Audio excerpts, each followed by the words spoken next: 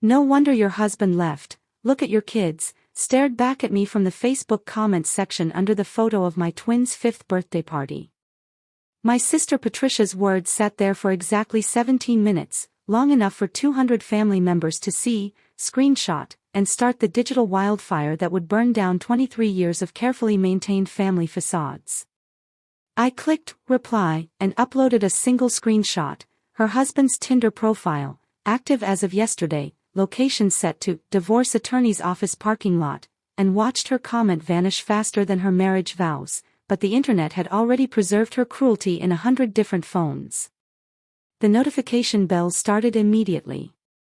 My phone vibrated against the kitchen counter like an angry wasp trapped under a glass, each buzz another family member discovering that Patricia Morrison Fitzgerald, the golden child who'd married into Philadelphia old money and never let anyone forget it, had just committed social suicide on my timeline. I picked up my coffee, still warm, unlike my sister's marriage, and took a long sip while watching the comment count climb, 47, 48, 49. Mommy, why is your phone having a seizure? 5-year-old Lily asked from her perch at the breakfast bar, chocolate chip pancake syrup dripping down her chin onto her unicorn pajamas that Patricia had once called trashy at last year's family reunion. Her twin brother Lucas looked up from his elaborate Lego construction, a spaceship castle hybrid that defied conventional architecture but made perfect sense in his world. Is it Aunt Patricia again? She always makes your phone go crazy. I studied my children in the morning light streaming through our modest apartment windows. Lily with her wild auburn curls that refused to be tamed, missing her 2 front teeth from an ambitious attempt to fly off the playground swings. Lucas with his father's deep brown eyes but my stubborn chin, wearing mismatched socks because he insisted that symmetry is boring, Mom. These were the children Patricia had just publicly declared defective enough to drive away a father. The same children who'd won the district science fair with their volcano made entirely of recycled materials.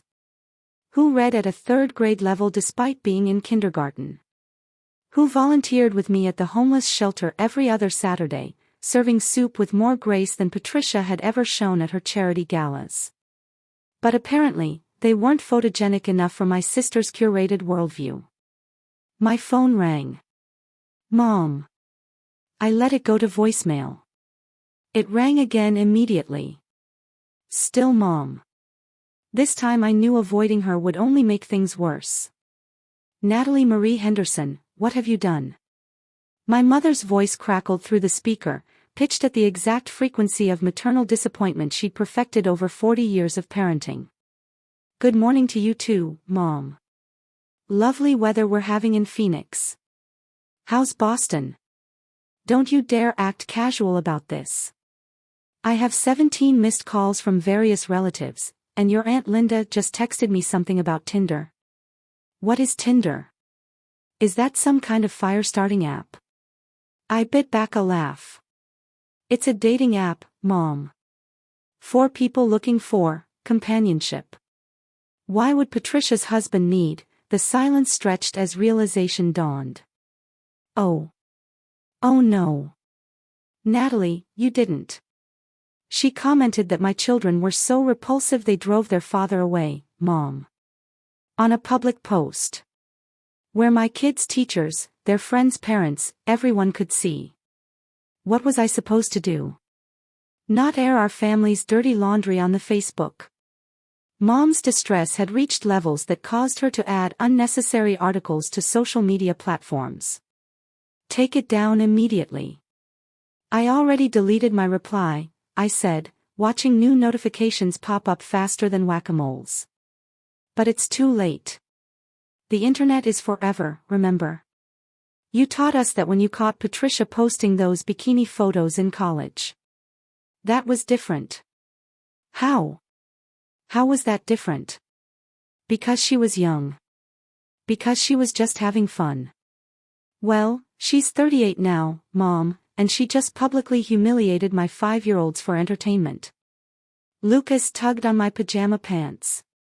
Mom, are we repulsive? I learned that word from the documentary about carnivorous plants. I muted the phone and knelt down to his level. No, sweetheart. You're perfect exactly as you are. Aunt Patricia is just having a bad day and said something unkind. Like when Tommy Winters called me a nerd baby and had to apologize in front of the principal. Exactly like that. Is Aunt Patricia gonna have to apologize to the principal? If only the world worked that way. We'll see, buddy. Why don't you and Lily go get dressed? We have library story time in an hour. The twins scampered off, leaving me alone with my mother's escalating panic. And now your cousin Beth says the screenshot is being shared in the Family Prayer Circle group chat. Natalie, are you listening? The Family Prayer Circle has a group chat. I unmuted to ask. Isn't gossip a sin? It's not gossip, it's prayer requests. And right now, everyone's praying for our family's dignity to survive this disaster you've created. I pulled up Facebook on my laptop, scrolling through the digital carnage. Patricia's original comment had been screenshot and reshared with various additions. From Cousin Maria, did she really just mom-shame a single mother? In 2024.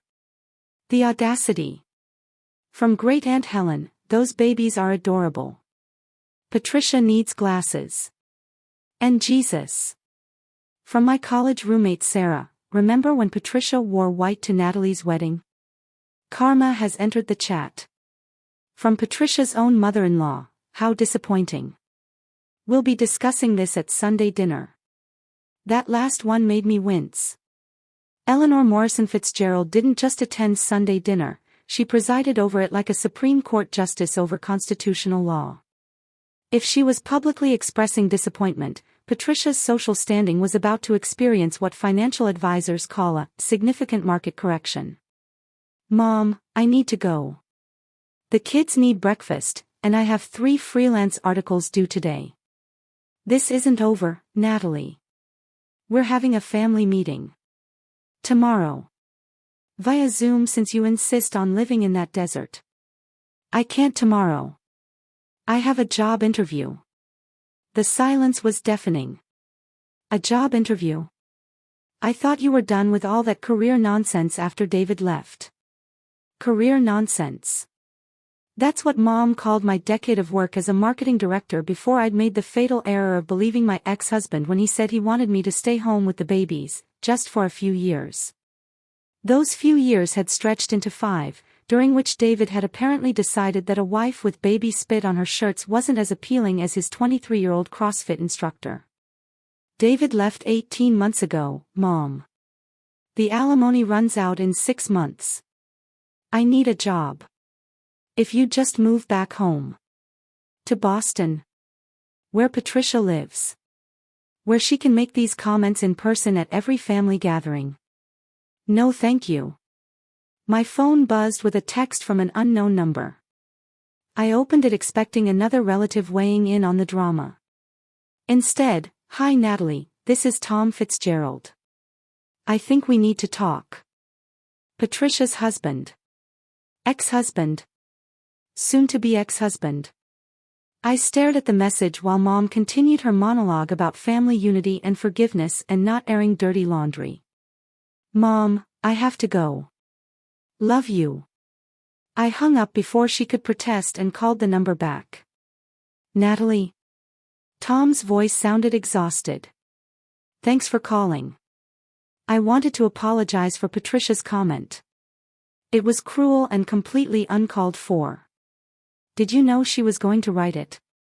No. I didn't even know she still had access to social media. The divorce lawyer recommended we both deactivate during proceedings, but he trailed off. Divorce lawyer.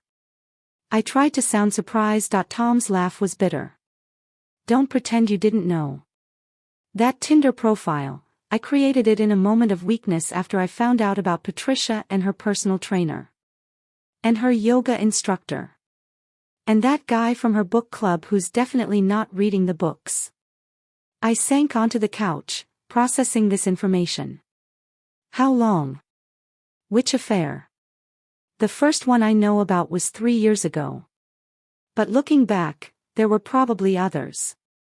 I was always traveling for work, and Patricia was always bored. And you stayed. Monroe Fitzgerald, men don't divorce. That's what my mother said. We work through our problems quietly, discreetly. Keep up appearances. But you know what? Screw appearances. Your sister publicly attacked children, her own nephews, because she's miserable and wants everyone else to be miserable too. Through the window, I could see Lily attempting to dress herself, resulting in a tutu over jeans and rain boots despite the Arizona heat. Lucas had managed matching clothes but was wearing his shirt backward and inside out. My perfectly imperfect children, navigating the world with joy despite their father's abandonment and their aunt's cruelty. The screenshot, Tom continued. How long have you known about the Tinder? About 30 seconds before I posted it. Sarah sent it to me last week, but I wasn't going to do anything with it. Until Patricia gave you a reason. Fair enough. He paused. Look, I know this is awkward, but would you be willing to send me the original screenshot?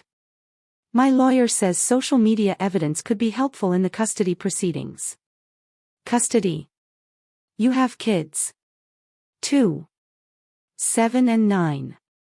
Patricia's been telling them that Daddy travels too much because he doesn't love them enough. Sound familiar? It did sound familiar. It sounded exactly like the poison Patricia had been spreading about me since David left. She told my kids their father left because I was too focused on my career. I hadn't worked in 3 years at that point. Classic Patricia. Nothing is ever her fault. Tom's voice hardened. Did you know she's been telling people that David left you for someone younger and prettier? That you let yourself go after the twins? My free hand clenched into a fist. I lost 60 pounds running after toddlers. I've never been in better shape. She knows that. She's complained about it multiple times. Something about how it's unfair that you look better at 35 than she does with her trainer and nutritionist and plastic surgeon. Patricia had plastic surgery. Botox, fillers, something with her eyes. About $20,000 worth in the last year. Charged to my credit card, naturally. I thought about my sister's Instagram perfect face, always camera ready, always flawless. Then I thought about my own face, lined from laughter and sun and the simple act of living authentically. Tom, why are you telling me this? Because for 15 years, I've watched Patricia torment you. The backhanded compliments, the public humiliation disguised as concern, the constant comparisons. I should have said something sooner, but she's beautiful and charming when she wants to be. Exactly. And I was young and stupid and thought I was lucky. His voice cracked slightly. My kids aren't lucky. They're growing up thinking love comes with conditions, that perfection is more important than kindness. Your comment today, it's going viral in our social circle, you know. The Montgomery main line doesn't forgive public embarrassment. My laptop dinged with a Facebook message. Patricia, you fucking bitch. You've ruined everything. I read it aloud to Tom, who sighed. And there it is. The real Patricia when the mask slips. Screenshot that too, would you? For the lawyers. This feels wrong, I admitted. Like I'm stooping to her level. Did you lie? Did you make up the Tinder profile? Did you force her to publicly attack your children? No, but then you're not stooping. You're standing up. There's a difference. Lily and Lucas emerged from their room, dressed in their chosen outfits. Lily had added fairy wings to her tutu ensemble. Lucas had turned his backward shirt into a deliberate fashion choice by adding a cape. We're ready for library. Lily announced. Do we look repulsive? The word hit me like a physical blow.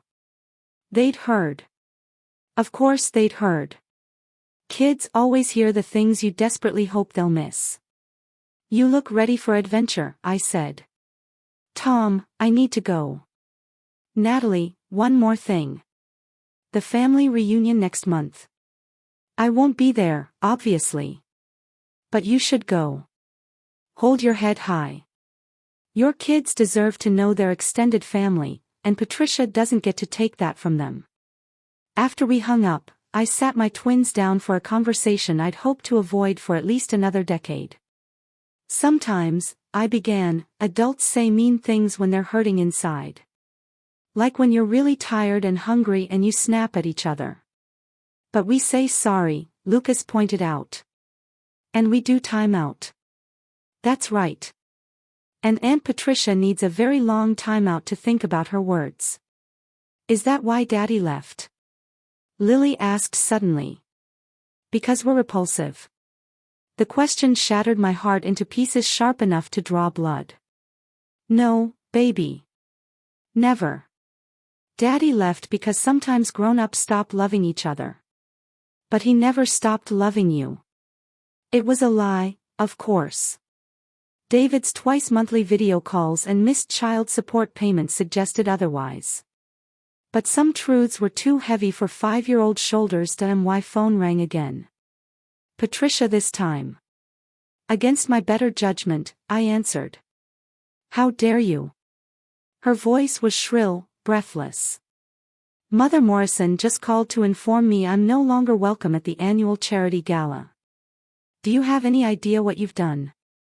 I responded to your public cruelty with public truth. If that ruins your social standing, perhaps you should examine your choices. My choices? You're the one whose husband left.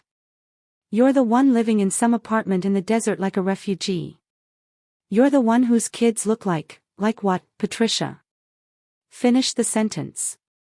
What exactly is wrong with my children? Silence. Then, they're not what? Not blonde and blue-eyed like your kids. Not dressed in designer clothes. Not posed perfectly for your aesthetic. That's not, I didn't mean, you meant exactly what you wrote. My children's appearance is so offensive that it justifies their father's abandonment. That's what you told 200 family members. That's what you told my kids' teachers and friends. That's what you told my 5-year-olds who can read well enough to understand every cruel word. I was upset. Tom had just served me papers, and then I saw your happy little birthday party post, Anne. And you decided to hurt children because you were hurting. That's who you are, Patricia. That's who you've always been. You don't understand, I understand perfectly. You're getting divorced, and instead of handling it with dignity, you're lashing out at anyone you perceive as weak. Except I'm not weak anymore. And my children? They're stronger than you'll ever be. Your brats are. I hung up. Some conversations weren't worth finishing. The library story time was a blessed respite from the digital drama. Miss Jennifer read Dragons Love Tacos with enthusiasm while Lily and Lucas sat crisscross applesauce, absorbed in the tale. Other parents nodded hello, none of them apparently aware that we were currently the stars of a family social media scandal. My phone stayed mercifully quiet until we reached the children's section afterward. The twins scattered to find books while I collapsed into one of the adult chairs, exhausted by 9:30 in the morning. A text from Sarah, Girl. Your post has 500 shares. Patricia's husband's mother commented. This is better than Real Housewives. I pulled up Facebook against my better judgment. The original post, just an innocent collection of birthday party photos, now had over 300 comments. I scrolled through, watching my extended family reveal themselves in real time. Aunt Linda, I've held my tongue for years, but Patricia has always been a mean girl. Remember when she told Cousin Amy she was too fat to be a bridesmaid? Cousin Roberto, she once asked if my kids were legal because they're brown. At Thanksgiving. Second cousin Marcus, not surprised. She complained that my wedding was too ethnic because we served soul food. Great Uncle Joseph, pretty is as pretty does. Those babies are beautiful. But it was Eleanor Morrison Fitzgerald's comment that had apparently broken the internet. I've tolerated much for the sake of family harmony, but cruelty toward children is unforgivable. Natalie, please bring the twins for tea next week. Without Patricia. The matriarch had spoken. In mainline society, Eleanor Morrison Fitzgerald's word was law. Patricia hadn't just been uninvited from a charity gala, she'd been effectively exiled from the social circle she'd spent 15 years cultivating. My phone rang. Mom again. Did you see Eleanor's comment? She sounded breathless, scandalized, and slightly impressed. She never comments on Facebook. Ever. Her assistant usually handles her social media. I saw. Patricia is hysterical. Fully hysterical. Your father had to give her a Xanax. She's at your house. She drove straight here after Eleanor called. Apparently, Tom changed the locks while she was gone. Mom paused. He also froze the credit cards. Did you know about the affairs? Tom mentioned them. Affairs. Plural. My God, Natalie, how did we not know? I watched Lily carefully select picture books while Lucas headed straight for the early reader section. Because Patricia is very good at keeping up appearances. We see what she wants us to see. But you saw through it. No, Mom. I just got tired of being her punching bag. There's a difference. Your Aunt Helen wants to know if you're coming to the reunion now. She says she'll personally ensure Patricia doesn't attend. The Morrison Fitzgerald annual family reunion. A weekend-long affair at a rented estate in the Berkshires, complete with coordinated family photos and enough passive aggression to power a small city. I'd skipped the last 2 years, claiming the kids were too young to travel. I'll think about it. Natalie. Mom's voice softened. I'm sorry. For not defending you more. For always telling you to be the bigger person, to keep the peace. Patricia said horrible things about those babies, and I should have shut it down years ago. Yeah, Mom. You should have. Will you forgive me? I thought about all the times Mom had asked me to not make a fuss when Patricia criticized my parenting, my appearance, my choices. All the family dinners where I'd bitten my tongue while Patricia held court, telling stories that painted me as the family failure. I'll work on it, I said honestly. But things need to change. No more keeping the peace at my expense. No more letting Patricia's version of events be the only one. Fair enough. Oh, and Natalie. That job interview tomorrow. Your father and I want to help with childcare if you get it. It's time you got back to your career nonsense. I smiled despite myself.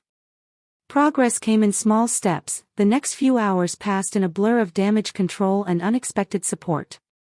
My phone became a confessional booth for family members who'd apparently been waiting years for someone to finally call out Patricia's behavior. From Cousin Beth, she told me my miscarriage was probably for the best, because I wasn't financially stable yet. From Aunt Marie, when Michael came out, she said we should consider conversion therapy. To his face. From my brother Jason, remember when she announced your divorce at Grandma's funeral? Because I'll never forget. Each message was another crack in the facade Patricia had carefully constructed. The perfect wife, the perfect mother, the perfect daughter, all of it crumbling under the weight of accumulated cruelties. By afternoon, Patricia had attempted damage control by posting a lengthy apology that somehow made things worse. I want to apologize for my earlier comment, which has been taken out of context. As a mother myself, I would never intentionally hurt children.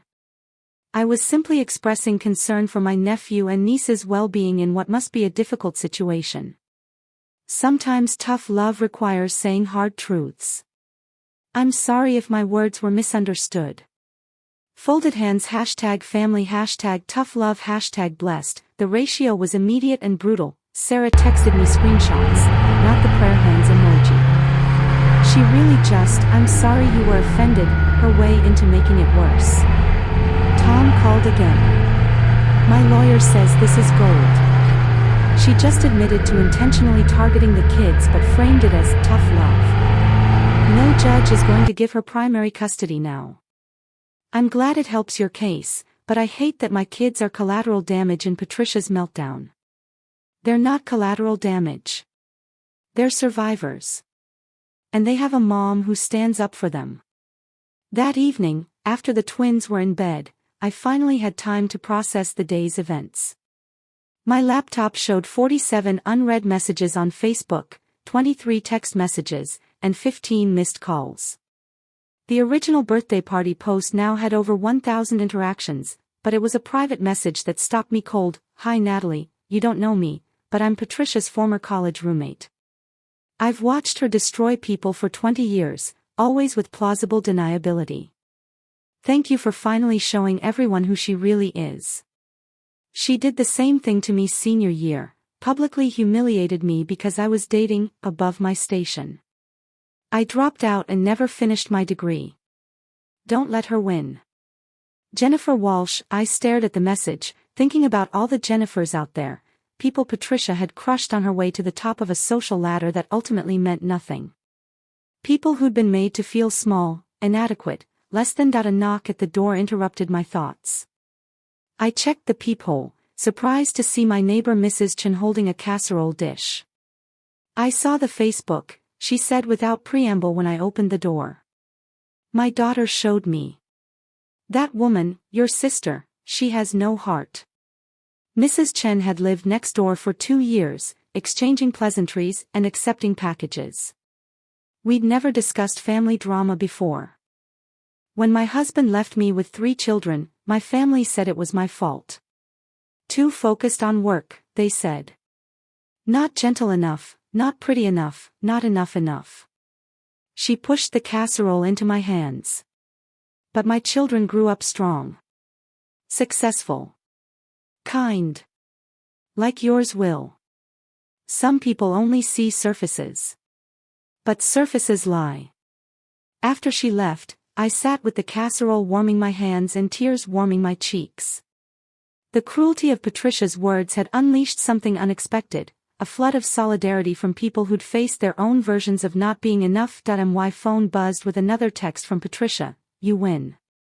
Are you happy? You've destroyed my life. I thought about responding, about pointing out that she'd destroyed her own life with affairs and cruelty and an inability to see other people as fully human. But what was the point? Patricia would always be the victim in her own story. Instead, I deleted the message and opened my laptop to work on tomorrow's job interview presentation. My potential employer, a startup focused on ethical marketing, had asked for a campaign proposal that demonstrated both creativity and integrity. I smiled, thinking about the day's events. If they wanted proof I could create viral content with truth as my only weapon, I had a case study they'd never forget. The twins appeared in the doorway, rubbing sleepy eyes. Mommy, we can't sleep, Lily said. Bad dreams? No, Lucas answered. We were thinking. If Aunt Patricia thinks we're repulsive, maybe we should be extra kind to her kids. Because they must be really sad having a mom who says mean things. I pulled them onto the couch, one on each side. That's a beautiful thought. How did I get such wise children? From you, Lily said simply. And from the library books. Books teach us everything. Tell us a story, Lucas requested. About kids who saved the day. So I did. I told them about 2 brave children who faced a dragon that breathed not fire but cruel words. How they discovered that the dragon was actually just scared and sad, lashing out at anyone who came near. How the children's superpower wasn't strength or magic but kindness and truth. Did they defeat the dragon? Lily asked, already drifting off. They did something better, I said. They showed everyone that the dragon had no real power. That words could only hurt if you believed them. And then they flew away on their own wings, leaving the dragon alone with its choices. By the time I finished the story, both twins were asleep. I carried them back to their beds, tucking them in with extra care.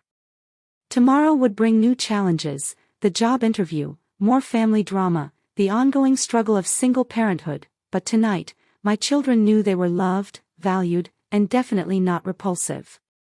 They knew their mother would stand up for them against anyone, even family. Even when it was hard. Especially when it was hard. The MY phone lit up with one final message. From Eleanor Morrison Fitzgerald, "My dear, I've arranged tea for Thursday at 2 p.m. Bring the twins.